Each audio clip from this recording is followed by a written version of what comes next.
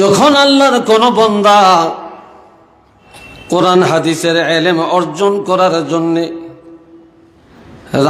ঘর ছেড়ে রাস্তায় বের হয়ে রাস্তা তালাশ করে, কোন পথে গেলে সহজে সেখানে যাওয়া যাবে, যে ব্যক্তি ইলমের রাস্তা তালাশ করে আল্লাহ পাক ওই ব্যক্তির জন্য জান্নাতের রাস্তাগুলো সহজ করে দেয়। আরেকবার কোন আল্লাহু আকবার। হাদিসের ব্যাখ্যাটা এইভাবেও করা যেতে পারে, যে ব্যক্তি তালাশ করে ইলমের পথ আল্লাহ খুলে দেন তার জন্য জান্নাতের পথ। এখানে যারা আসছেন এক গ্রামের মানুষ না কয়েক গ্রামের মানুষ? হ্যাঁ, বিভিন্ন অঞ্চল থেকে আসছেন, তাই না? এ কলিজার টুকরা যুবকেরা শোনো, আমার নবী ইরশাদ করেন, ওয়ামাজতামা কওমুন ফি বাইতিম মিন বুয়ুতিল্লাহ। যখন কোন এলাকার কতগুলো মানুষ বিভিন্ন এলাকা থেকে এসে একত্রিত হয়ে একটা মজলিসে বসে, ওয়ায়াতলুনা কিতাবাল্লাহি, সেখানে বসে বসে আল্লাহর কোরআন তেলাওয়াত করে অথবা শুনে, ইল্লা নাযালাত আলাইহিমুস সাকিনা, ওই মজলিসের শ্রোতাদের উপরে আল্লাহ পাকের পক্ষ থেকে শান্তি, রহমত এবং বরকত বৃষ্টির মতো নাজিল হতে থাকে।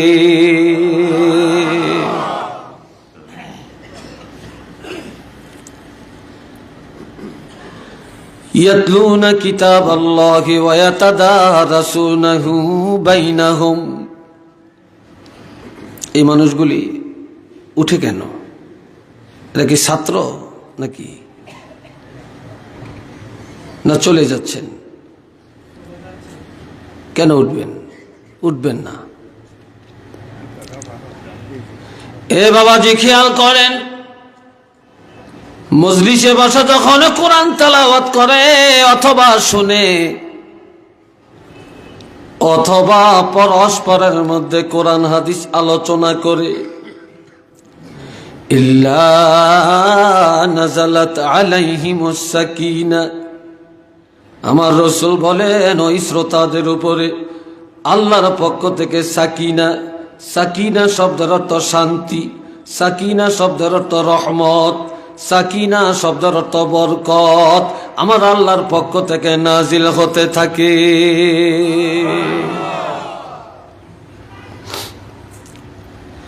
ওয়া গাশিয়াতহুমুর রাহমা,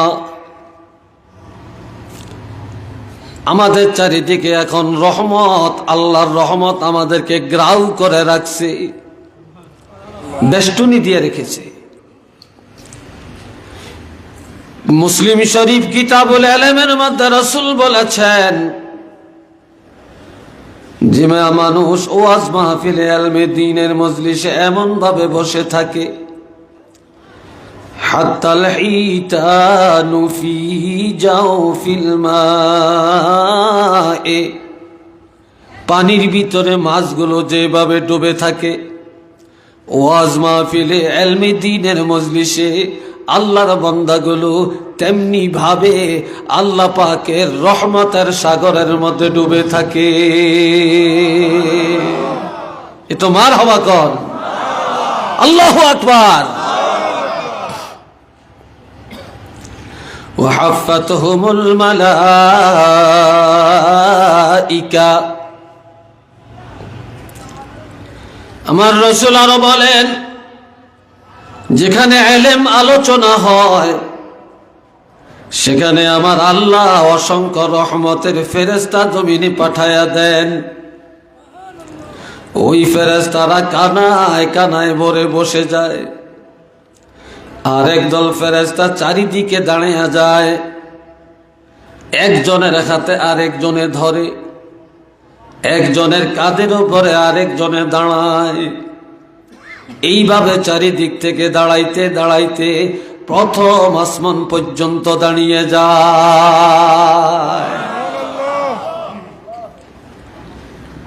এই ফেরেশতারা এখন আমাদের জন্য দোয়া করতেছেন যে আল্লাহ, তোমার এই বান্দাগুলো বাড়ি থেকে যখন আসছে গুনার বোঝা নিয়ে আসছে, ও আল্লাহ, এরা যখন মুনাজাত দিয়া বাড়িতে যাবে এদেরকে নিষ্পাপ বেগুনা ওলি বানায়া বাড়িতে ফিরাইয়া দিও।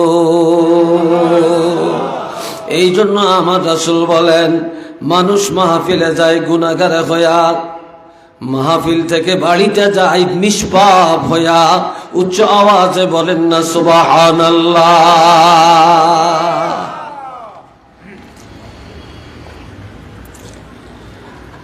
ছেলে যদি পরীক্ষা দিয়া পাস করে,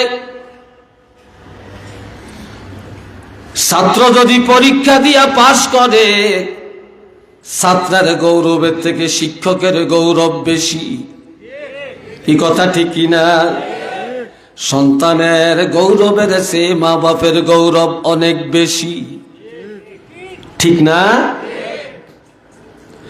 যে ছেলে মেয়ে ভালো লেখাপড়া করে, ভালো রেজাল্ট করে, পিতা মাতা এই সুসংবাদটা অন্যের কাছে প্রচার করে, শিক্ষকেরা গভর্নিং বডির সদস্যের কাছে ফোন দেয়া জানায়, প্রতিষ্ঠানের হিতাকাঙ্ক্ষী যারা তাদেরকে মোবাইলে জানিয়ে দেয় আমাদের মাদ্রাসার, আমাদের বিদ্যালয়ের রেজাল্টটা এমন এমন। কথা ঠিক কিনা? এটা একটা গৌরবের বিষয়।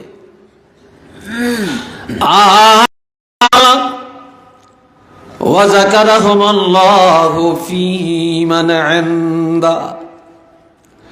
আল্লাহ যে বান্দা বান্দি দুনিয়াতে কোরআন হাদিসের ইলম শিখে, তাদের ব্যাপারে আমার আল্লাহ আসমানের মধ্যে আল্লাহর নিকটতম রহমতের ফেরেশতাদের কাছে গর্ব করে। কি করে? আল্লাহ নিজে গর্ববোধ করে, উল্লেখ করে করে জানিয়ে দেন, আমার অমক বান্দা, আমার অমক বান্দা ওই দেখো কোরআন হাদিসের ইলম শিখতে আসে। তখন আল্লাহ জানিয়ে দেন, ফেরেশতারা জানা থাকো, আমি আমার এই বান্দাগুলোকে ক্ষমা করে দিলাম। এটা চিল্লে বলেন না সুবহানাল্লাহ।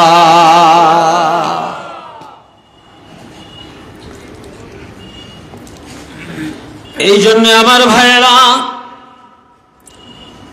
হযরত ইব্রাহিম খলিল বাইতুল্লাহ নির্মাণের পরে বাইতুল্লাহর সামনে দাঁড়ায়া 2 রাকাত নামাজ আদায় করলেন।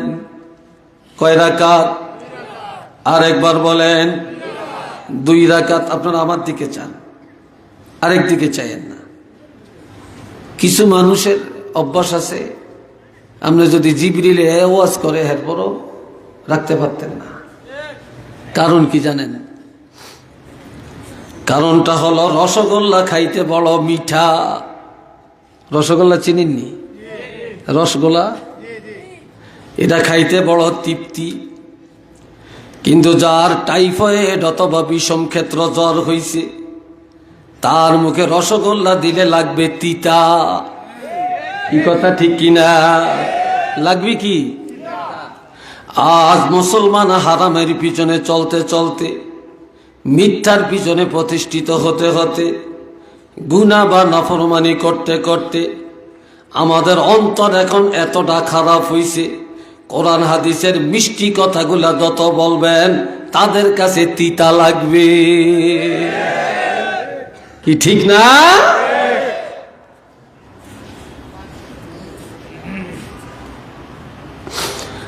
আল্লাহ হযরত ইব্রাহিম খলিলুল্লাহ এইবার বাইতুল্লাহর সামনে দাঁড়াইয়া লম্বা মুনাজাত দেন। লম্বা চূড়া একটা মুনাজাত দিছে। এই মুনাজাতের মধ্যে আল্লাহর কাছে বললেন, আল্লাহ রব্বানা ওয়া বা'আস ফীহিম রাসূলাম মিনহুম ইয়াতলু আলাইহিম আয়াতিকা ওয়া ইউআল্লিমুহুমুল কিতাবা ওয়াল হিকমাতা ওয়া ইউযাক্কিহিম ইন্নাকা আনতাল আজিজুল হাকীম। আল্লাহ। ও দোস্ত বুজুর্গ ভাইরা রে, কলিজার টুকরা যুবকেরা, শোনো।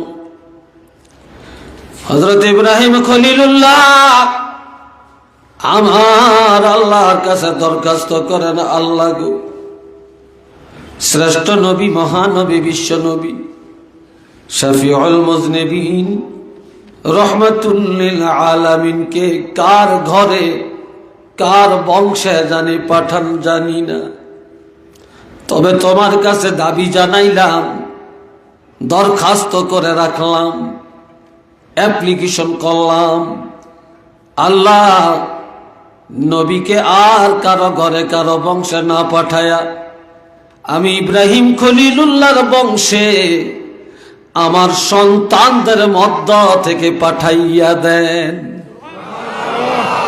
আরেকটু জোরে।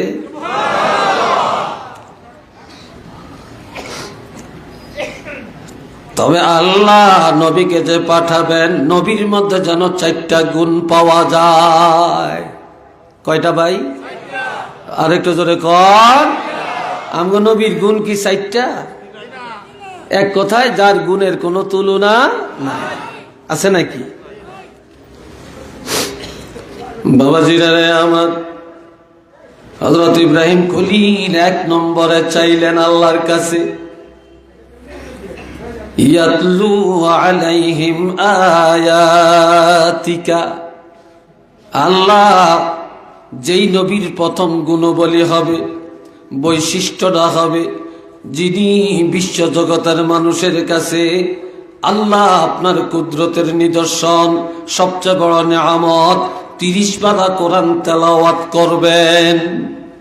কি করবেন? কোরআন শরীফ তেলাওয়াত করবেন। আমার বাবাজিরা, কোরআনের ইলম শিখা যেমন ফরজ, সহিভাবে কোরআন তেলাওয়াত করাটাও ফরজ।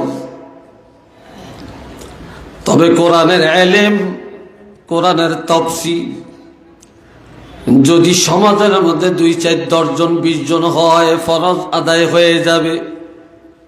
কিন্তু সহিভাবে কোরআন তেলাওয়াত করা সকলের জন্য ফরজ। সমাজের 10 জনে শিখলে হবে না, সর্বস্তরের সকল মুসলমানের উপরে সহিভাবে কোরআন শিক্ষা করা ফরজ।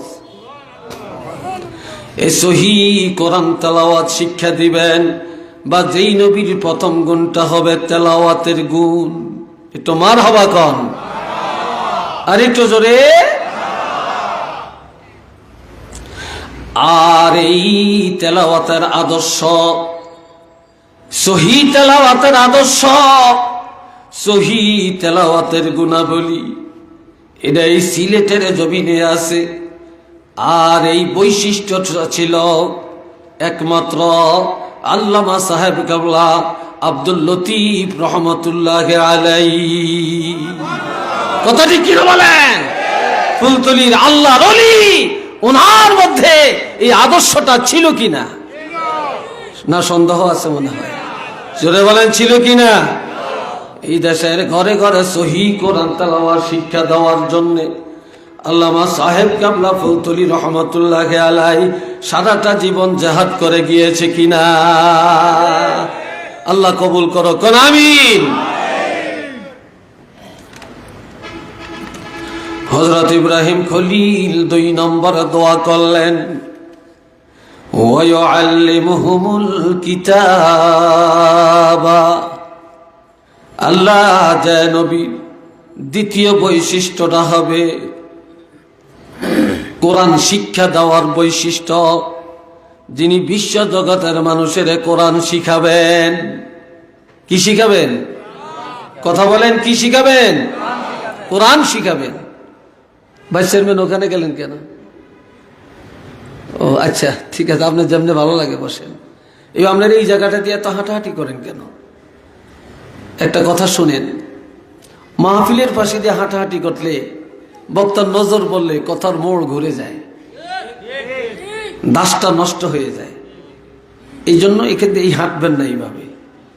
বিরক্ত বোধ করছেন মনে হয় আমার কথা, কি বলেন? বিরক্ত বোধ করছেন? আল্লাহ শুনেন এই ভাইয়েরা আমার, এই জন্য এই দুনিয়ায় যে যত বড় পেশার মানুষ থাকেন না কেন, যারা শিক্ষকতার দায়িত্বে আছেন সবচেয়ে বড় দামি পেশায় আছেন।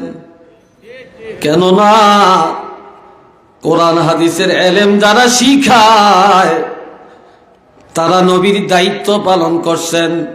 কেননা নবী বলেছেন, বুইসতু মুআল্লিমা, আমি একজন শিক্ষক হয়ে দুনিয়াতে আগমন করেছি।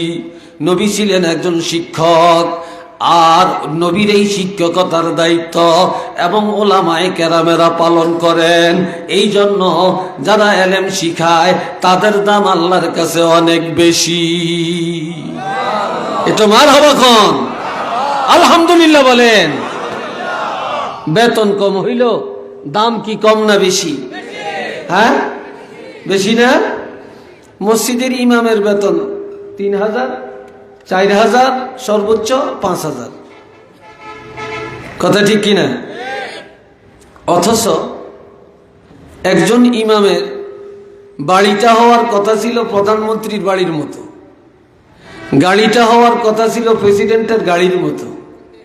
কি কথা ঠিক কিনা?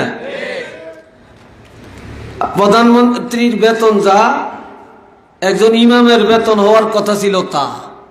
ঠিক কিনা? তো এটা হইলে এই মানুষ ভাবতো যে আলেম হইলে বাদশাহী হালতে চলতে পারে, বাড়ি পায়, গাড়ি পায়, ভালো চলতে পারে। তাইলে সব মানুষ আর কোন পেশায় না নিয়া কোরআন হাদিসের পেশাই প্রত্যেকে থাকতেন। কি ভাই, কথা ঠিক কিনা? এখন দেখা যায় ইমামতি করিও বেতন পায় না, মাদ্রাসাত পড়িয়াও ভালো বেতন পায় না। এই জন্য অনেক ক্ষেত্রে অনেক আলেমরাও নিজের সন্তানরে আলেম বানাতে চায় না। বিশ্বাস হয় আপনাদের? কি বলেন, বিশ্বাস হয়? আল্লাহ, এই জন্য যত আপনি দেখেন আলেম কারা হয়, আলেম হয় গরিবের ছেলেরা, আলেম হয় মধ্যবিত্তের ছেলেরা, হাফেজ সাহেব হয় গরিবের ছেলেরা। একজন মন্ত্রীর ছেলে আলেম পাবেন না, একজন প্রেসিডেন্টের সন্তান আলেম পাবেন না, কোন এমপি সাহেবের ছেলে ঘরে আলেম পাবেন না, কোন কোটিপতির ছেলে আলেম পাওয়া যায় না, শিল্পপতির সন্তান আলেম পাওয়া যায় না। আলেম হয় গরিবের সন্তানেরা, আলেম হয় অসহায় মানুষের ছেলেরা। এই জন্য আল্লাহর হাবিব বলছেন, গরিব আর মধ্যবিত্ত মানুষেরা আর আলেমের পিতামাতারা, আলেমের আত্মীয় স্বজনেরা কিয়ামতের ময়দানে 1 নম্বরে প্রথম কাতারে জান্নাতে যাবে।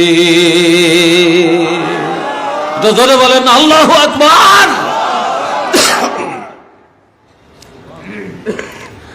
আর ইলম শিখানোর জন্য রাসূল আসছেন। 3 নম্বর দোয়া করেন, আল্লাহ ওয়াল হিকমা, যা নবী হবেন কৌশলের নবী, যিনি হবেন আদর্শের নবী। এই জমিনের মধ্যে যার আদর্শ চলবে, যেই নবীর সুন্নত তরিকায় জগৎ চলবে, যে নবীর আদর্শে নামাজ, যে নবীর আদর্শে রোজা, যে নবীর আদর্শে হজ, যে নবীর আদর্শে সমাজ, যে নবীর আদর্শে রাষ্ট্র, যে নবীর আদর্শে ব্যবসা, যে নবীর আদর্শে রাজনীতি, যে নবীর আদর্শে অর্থনীতি, সে এমন একজন আদর্শের নবী আমি ইব্রাহিম খলিলের বংশে পাঠায়া দেন। একটু চিল্লে বলেন না সুবহানাল্লাহ। দুনিয়াতে আদর্শ চলবে কার? নবীর। জোরে বলেন কার? আরেকটু জোরে বলেন কার? আর কারো আদর্শ এই জমিনে চলবে? চলবে। 4 নম্বরের গুণটা যেন হয় ওয়ায়ুজাক্কিহিম, আল্লাহ যে নবী জগতের অসভ্য মানুষের সভ্যতার আলো দান করবেন, আত্মার পবিত্রতা ঘটাবেন, তাজকিয়ায়ে নফস, আত্মার পবিত্রতা ঘটাবেন। যেই নবীর মজলিসে গেলে, যে নবীর কথা শুনলে, যে নবীর চেহারা মোবারকের দিকে তাকাইলে মানুষের ইহুদিরা ইমানদার হয়ে যাবে, নাসারা ইমানদার হয়ে যাবে, কাফেররা ইমানদার হয়ে যাবে, দলে দলে মানুষ ইসলামের পতাকায় আসবে। উচ্চ আওয়াজে বলেন না সুবহানাল্লাহ। আল্লাহ সেই নবী হযরত ইব্রাহিম আলাইহিস সালামের বংশে আল্লাহ পাঠায়া এরপর আল্লাহ একটা ঘোষণা দিছেন। কি ঘোষণা? লাকাদ মান্নাল্লাহু আলাল মুমিনিনা ইয বাআসা ফীহিম রাসূলা, অবশ্যই আল্লাহ বিশ্ব জগতের মুমিনকে দয়া করেছেন, মুমিনের কাছে সর্বকালের সর্বশ্রেষ্ঠ রাসূল পাঠায়া দিয়েছেন। নবী পাঠায়া আল্লাহ বলেছেন আল্লাহ আমাদেরকে দয়া করেছেন। একটু আলহামদুলিল্লাহ কন না, আর একটু ধরে কন। নবী পায়া আমরা খুশি না বেজার? আর একটু জোরে বলেন। কারা কারা খুশি? 2টা হাত তুলে দেখাবেন। নারে তাকবীর, নারে রিসালাত। আল্লাহ কবুল করেন। সবাই কোন আমিন। মহব্বতে পড়েন আল্লাহুম্মা।